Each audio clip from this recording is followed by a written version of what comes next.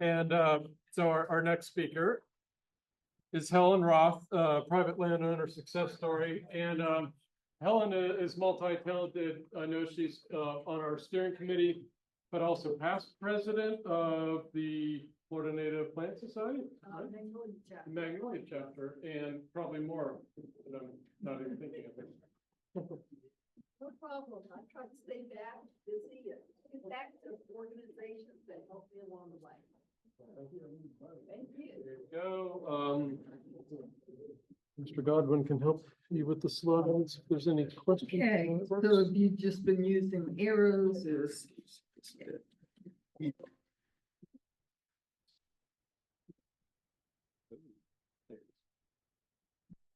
Okay. Okay. Hello, everybody. Glad to be here. Let me back this back up. So, private landowner success story. My journey is one owner of 100 acres trying to learn how to manage my property, because when I started, I knew nothing.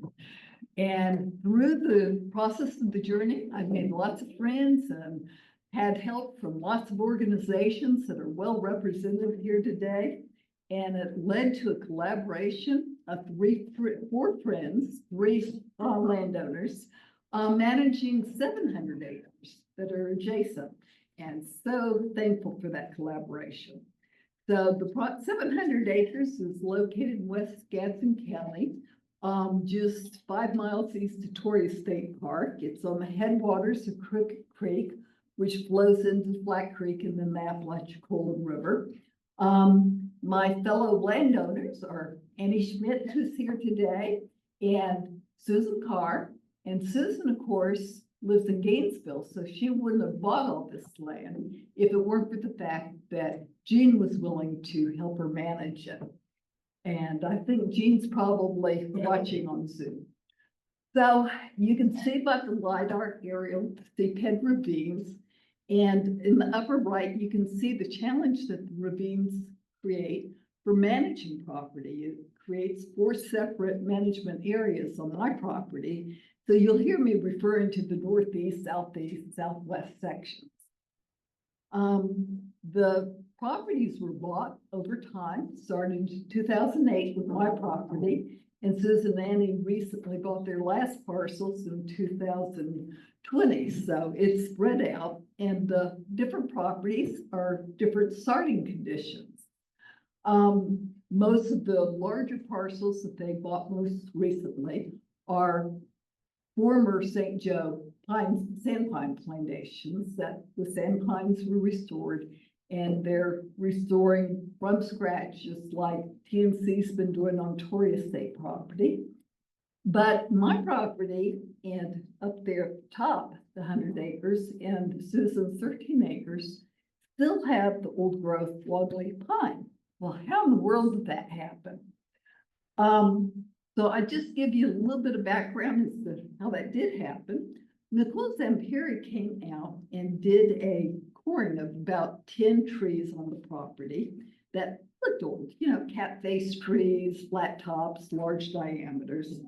And the interesting finding is that the oldest tree was the smallest and the youngest tree was the largest, and they happened to be right next to each other.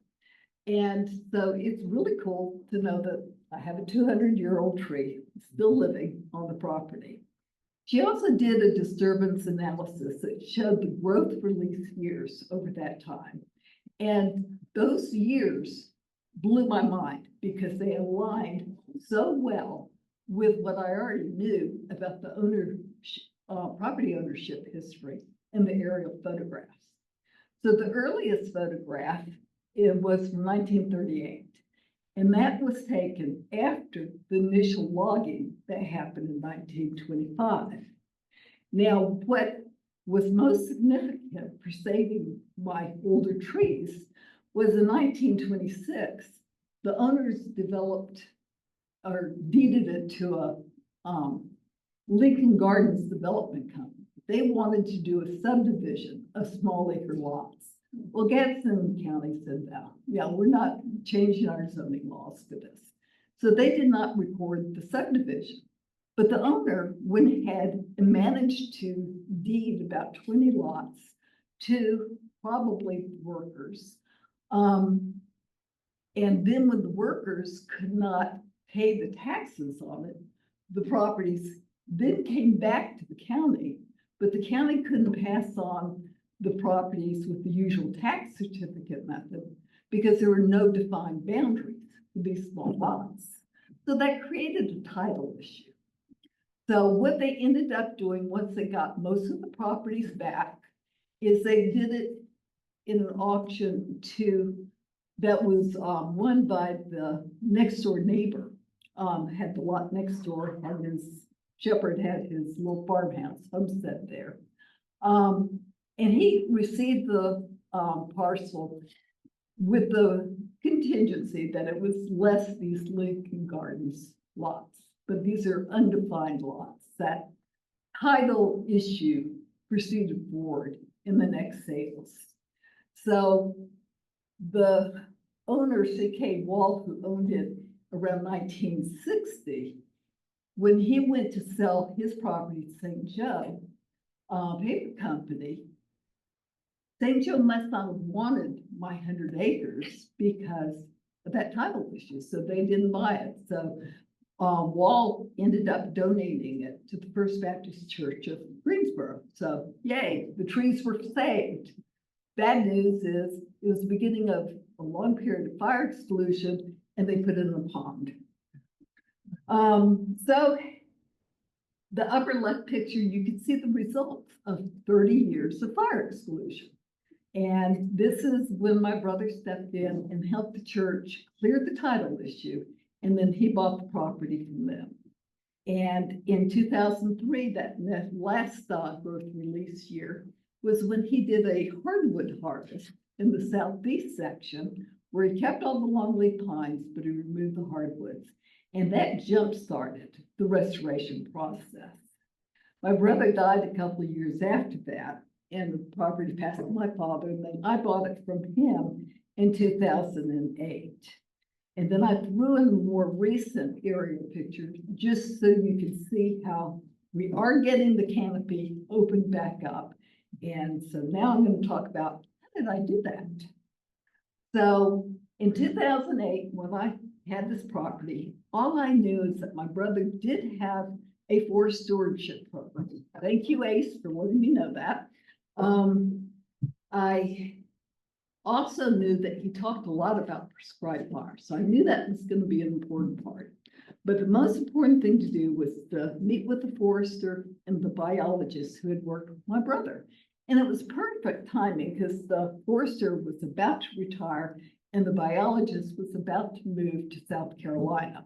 So I had one day to get this transfer of knowledge of what went on before, what he did and didn't do, and what I needed to do next. And I got a good recommendation for a private forester to do the first burn because I was not ready to become a certified burn manager then. And I came away from this meeting just totally inspired to start learning the names of the trees on the property and what else I needed to do.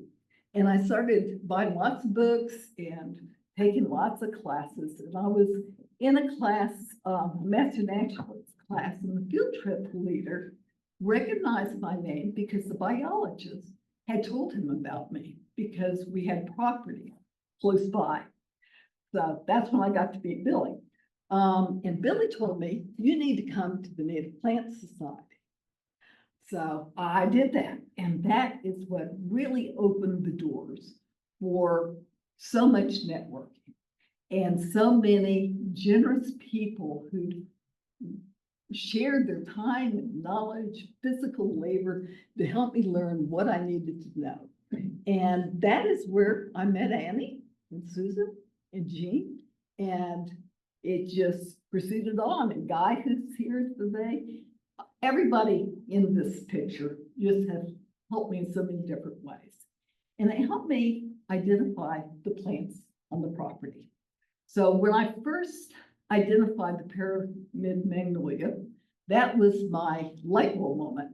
If I have one endangered species, I must have more. Well, I can't protect them if I can't identify them. I gotta learn all these plants. And it's been an ongoing process. I thought I had them all, but just this last year, I discovered Commodina glabra on the property, which is a federally listed plant. And that's just too cool. So, oh, and that picture that Floyd Griffith took is in the calendar that's for sale over there. Okay, 2011, finally got my first bird. The forester that I had hired in 08, he was busy. He didn't fit me into my schedule till then. So those trees that had initially been cleared in 03 had 8 years of growth, and the laurel oaks just laughed at me. Yeah, fire's not going to do anything. So it became obvious I was going to need to do more in brush management. So I met Arlo Kane with FWC. We set up a NRCS contract to do 2 burns and brush management on the property. He was trying to make it as manageable as possible because, in all honesty, he didn't think I'd be able to do this. And I surprised them. I did actually do it. Also keep in mind, I'm doing this all myself with hand tools, loppers, and battery operated chainsaw. So the southeast section was the easy pickings because that's where he had clearly done a lot of clearing. So loppers worked pretty well on that. He did a little bit of clearing in the northeast, nothing in the southwest. That area was defined by wiregrass. The burn helped identify what that range was. So that's 25 acres to start off. 2014 is when I finally became a certified burn manager. And Guy England here was the certified burn manager on the first unit, and Annie here was the manager for the second unit, and then I did my certified burn on the third one. So Jean was there also, and she didn't have any burn responsibilities, but that left her free to do some really cool photographs. So I love the one on the bottom right where the fire is just creeping down the slopes to the seepage stream where it, was then extinguished. It was almost like a live topo map. Okay, so I went back after that burn and finished clearing the southwest section. And Arla came out to do the site visit, and he took a picture of me holding my battery-powered chainsaw with all those down trees behind me. And that picture has taken legs and keeps showing up in all sorts of places. You probably have seen this picture before. And it probably led to Chris Dimmers selecting the property for a land tour. And then I was also selected as the Landowner of the Year. So the first June burn that I did was in 2016. And before that burn, there I was with loppers, cutting down, resprouting hardwoods again. It's like, that's 2 years growth and it's already over my head. This is ridiculous. I need to start using herbicide. So 2016, I'm seeing the results of that June burn. And it's gorgeous. Those first 3 areas are fully restored longleaf pine ecosystems. And I'm feeling the success. Okay, it's time to tackle them. I'm looking at the areas around it. And those are not sustainable longleaf pine ecosystems. It's close canopy. There's no natural regeneration. There's very little ground cover in those areas. It's time to free those longleafs up. So I took on another 25 acres but this time we're using herbicide as a cut stump treatment. That same year is when Jack and Annie bought the property to the south. So this is after Helen Roth cleared all the sand pines, and Jack got to do what he normally did in his day job. He got to do it on his own property now. And he got a waterfall 10 foot high as a bonus piece. So there they are celebrating their first burn, pile burn. And then he moved on to doing the ground cover restoration with Seed for Nature Conservancy and cost share program through FWC and NRCS, worked with Arlo on that to plant the longleaf pines. And while Jack was out there working on all his site prep, he met one of the neighbors who wanted to sell the lot that belonged, it was a shepherd family descendant. So that lot that was adjacent to our property and Jack and Annie's property, Susan Carr stepped up to buy that. And of course, she only did it because she had the assurance that Gene would help her manage it. So our collaboration is growing. Well, everybody in this room knows what happened in 2018. Nature's natural thinning, and it really jump-started by Northwest area that I didn't even have a plan for restoring yet.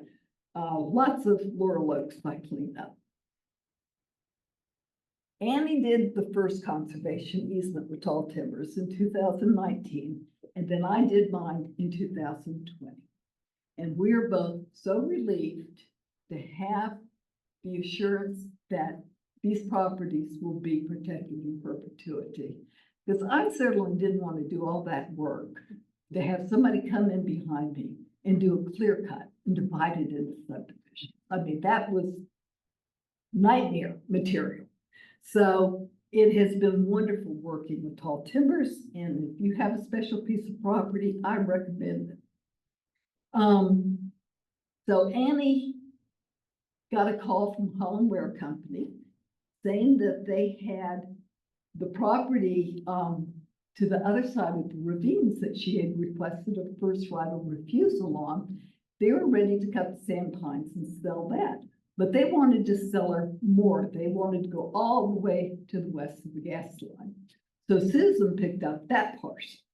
So we now have our 700 acres between the three owners. And you can see that original 1938 photo, how it's getting a lot closer to that. That is the goal condition. So Annie jumped right in on doing her restoration, with doing the site preparation and planting the ground cover and planting the longleaf pine. And she did it this time with assistance from Chris Metcalf with U.S. Fish and Wildlife Service. And of course, Nature Conservancy with the seed. I finally was able to burn my northeast and southeast sections. I had been able to stay on track with every other year in the southwest, but I think sometimes the effort to try to move from dormant to growing season can catch you in a trap where it's too wet, too late, or too wet, too dry, too late. So that plus a hurricane really put me with a 5-year interval from the last burn having been 2016 to this 2021 burn. So obviously, in order to do that burn, I've been out there previous year doing a lot of brush cutting again, only this time I did use herbicide. And then we did the burn. And I love this aerial that Neil Jones did of it. Beautiful. And then the result of that burn was lots of wildflowers and blooming wiregrass, and I was able to collect lots of seed that I then replanted in a restoration area. Okay, Annie on an annual basis has been hiring a crew to come cut down hardwoods to keep them under control. So I'm doing it by hand. She has a crew. They're done in a couple of days. I'm out there every day. So she hasn't been using herbicide in the part around her barn, the first parcel. But when it needed to be done on the second parcel, Chris talked her into using herbicide. So that's sort of an experiment cross benefit analysis comparison of using herbicide on the new unit and no herbicide on the first. She burned her Crooked Creek headwaters again. You can see it.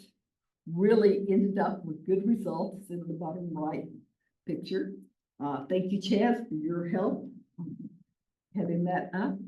And that was the same year that Susan and Jean got to work on doing their restoration of the larger 288 parcel that had been clear cut of sand pines. So it'd been 2 years since then, and so the hardwoods were a little taller. So they had to do a little bit of thinking. We need to save this remnant vegetation. There's a lot of good vegetation still there with wiregrass, but they needed to kill the hardwoods. So they had a large machine supply herbicide, and then they mowed it and then burned it. And then they were able to follow up planting ground cover and longleaf pines. So thank you to Fish and Wildlife Service and Nature Conservancy for that. And then you can see the results afterwards with just mostly the remnant plants blooming here and the planted longleaf coming along. Jean has really impressed me with her systematic photo points. So she has a lot of those photo points set up, horizontal pictures plus drone getting the vertical monitoring. Chris Metcalf with the U.S. Fish and Wildlife came to my rescue next. So Hurricane Sally in 2020 did a job on the overflow pipe of the dam, and I ended up with the seephead ravine on the backside of the dam. That's not a good thing. So Chris came to the rescue, and he did the planning, the permitting, the implementation, followed back up with planting some trees around the dam area, and gave me some longleafs to plant along that picnic area. And great results. I mean, I'll miss seeing the swallowtail kites fly over the pond, but it's really fun watching this recovery process of the stream bed. So we did a burn of the picnic area in March, and it's looking good. We're doing lots of long-term monitoring projects. DEP's doing one that's a 5-year period. Jeff Lickenstein with Tall Timbers is doing the Carolina Vegetation Survey and doing some experimental plantings. And then as part of the conservation easement, I had written out into the plan that if the bond is ever removed, you need to monitor for invasive plants. So I'm holding myself to that and keeping my eyes open for them. So far, I haven't found any official invasive plants, but Vasi grass is a very aggressive non-native. So I am going after that and herbiciding it. And I have found that the loblolly pines are way too weedy. So I have been removing them also. And I've never liked dog fennel much, so I've been removing it.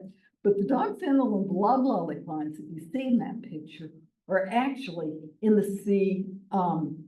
CBS plot. And I'm not doing any management of that. We're just observing what happens naturally. But that upper part, I've removed the bad guys. And that had me doing that during the summer in the full sun. There's no shade on that stream bed.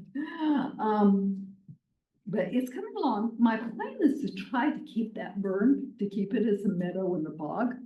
So we'll see how that goes. The Birding for Birds Collaborative is a program that Tall Timbers is doing with Cornell Bird Lab, where they're encouraging landowners to do growing season burns and doing bird surveys both before and after the burn to document the bird's response. And this is to provide data to reassure landowners it's okay to burn in the growing season. The results of that burn was fantastic. This is that northeast reference area, and it's just, it was gorgeous.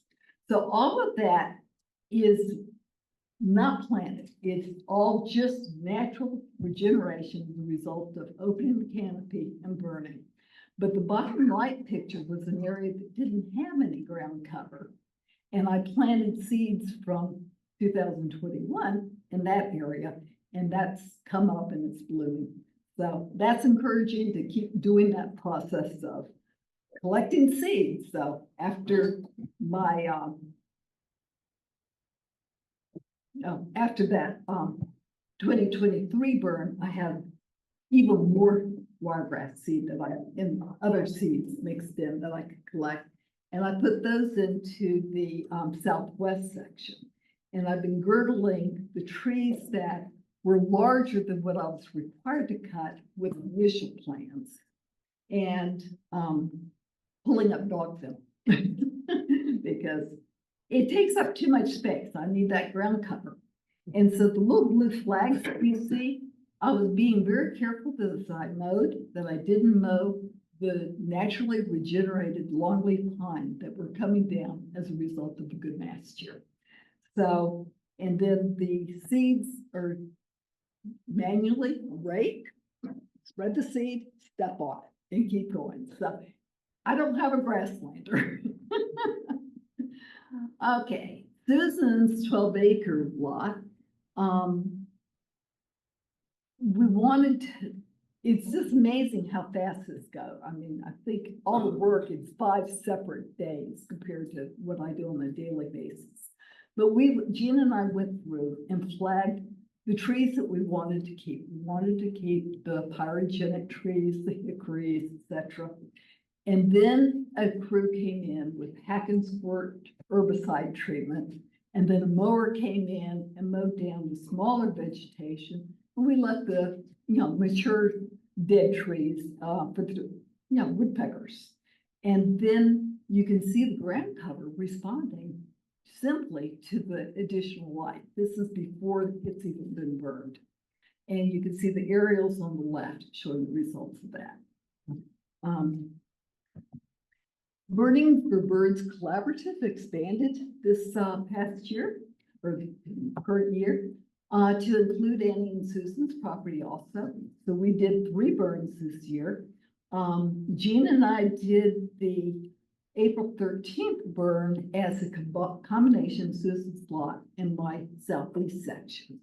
And we knew we had a death concern on Susan's lot with all her older trees and had only had 1 burn before. So we scheduled it right after 4.5-inch rain. And right after that burn, I went around with battery-powered hand blower and blew around the duck of all the trees that had a lot of duck on them. And anytime I found one that had an active smolder, and that air blower just lights it up red if there's a smolder there, I watered down.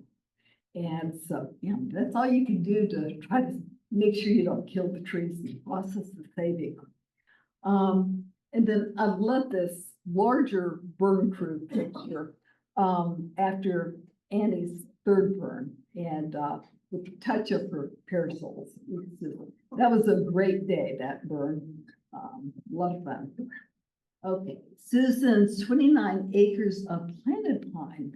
This is Helen Ware Company planting pine that she inherited. And so they're all planted in rows. So she's trying to do the first bin in a way that we have both large gaps and small gaps to try to create a multi-age stand. And fall color from the following the herbicide treatment on the larger tract. And then here's Susan's lot post-burn. You can see the wiregrass is doing well. The bottom left and right pictures are 2 of the trees that I had watered down that had smoldered, and they are still alive. So, yay. Annie's barn wasn't quite enough. She had to build another barn in order to have all the room she needed for storing the resources that help manage our properties. And you can see her longleaf pines are getting quite tall now. And her sandhills is the wiregrass doing great. in my southeast section, this is where I'm collecting wiregrass now. And then I'm going back over to the southwest section, which had been burned the previous year, to collect lopsided Indian grass. And then later I'll come back and collect flower grass and then mix all the seeds together to put into the next one. So this is the summary of all my history of burning. You can see the restored areas have had 5 to 6 burns, and the newer restoration areas just have 2 or 3 burns to them. Slow down on this picture a little bit. Looking to the forward to the future, I am FWC and then RCS came out to do a site visit back in 2003. And following the site visit, I was deemed eligible for the FWC's Wildlife Habitat Recognition Program. So if anybody is interested in a sign like this, you think you have property that's eligible, contact FWC. I also was doing that with the purpose of seeing whether I'm eligible for the Conservation Stewardship Program. And I was deemed eligible and was accepted this year and just received my first payment on that. So that's an excellent program. If you don't know about it, talk to FWC or NRCS to see whether you're eligible. This is a program I want to take a moment to talk about. I cannot even say the full name of it. You can read it on the top line. It's a tongue twister. But the people in the know refer to it as CCAA. And it's a conservation management agreement that's with Paul Timbers, U.S. Fish and Wildlife Service, and FWC. And this is an agreement in general that is similar to the safe harbor for the replicated woodpeckers, but it's taken them 11 years to figure this out, how to do this. What they're doing is focusing on habitat. And by focusing on habitat, they can cover multiple species with the same agreement. So on the right are all the different species that might be listed by the federal government at a future date that I did a management plan to manage the property in a way that would promote their survival. And by doing this, if they were listed and anything happened, I wouldn't be liable. Yeah, I just do the right thing is all that's mattered. Basically, the program is very similar to my existing conservation management agreement, which is why Kim asked me to be the guinea pig first timee of the program for the kickoff ceremony, because all she had to do was do a copy paste from the existing conservation management agreement into this one. So it's doing the same good practices of burning and managing the property to protect these species. My agreement does not cover a couple of the species that could be covered because I don't have ephemeral wetlands. So I don't have gopher tortoise, or not likely to ever get gopher tortoises. Excuse me, my tongue got tied. Gopher frogs or frosted salamanders. I have plenty of gopher tortoises. The middle picture that you might not be able to see too well is a rattlesnake nest in the gopher tortoise burrow. Mama rattlesnake is on the left and about 6 babies on the right side of the gopher tortoise burrow. And then a pine snake on the right. Okay, oops. So speaking of wildlife, I did a little research project with Carolina, who you heard earlier today. She lent me some cameras to set about the property to capture pictures and then post pictures to iNaturalist on a weekly basis, try to get a picture of each species per week. And these are some of my favorite pictures from it. I was so happy to get a good fox picture of the bobcat. Just to explain that bottom left picture that's so dark, that is a deer watching a coyote run in front of it after who knows what. And the middle picture is a mockingbird flying over a coach whip snake. So I love game cams capturing animals in action. And also as part of that project, I do have a project set up on iNaturalist now so that I can see everybody's pictures that have been taken on our property. So one person came through that had a lot of great insect pictures, so that comes up. So wrapping this up, our Crooked Creek Conservation Corridor is not just 700 acres. Susan has also bought 2 more lots next to Billy Booth's property. So we're now up to 938 acres. And she's about to start work on restoring the land up on those new acreage. That has old growth longleaf pine on it also. And it has a beautiful ravine area with Billy Brown running through it. So very exciting. So just sort of want to wrap up with all the organizations that I had included in the slide, plus a few more. And of course, since I'm here, I don't have SFE on here, so you need to send me your digital image in case I reuse this. And there's another one that I had forgotten to put on here. So if you have one that you want on this slide in case it gets reused again, send it to me. So, are there any questions that I can field or Annie can field? She's here.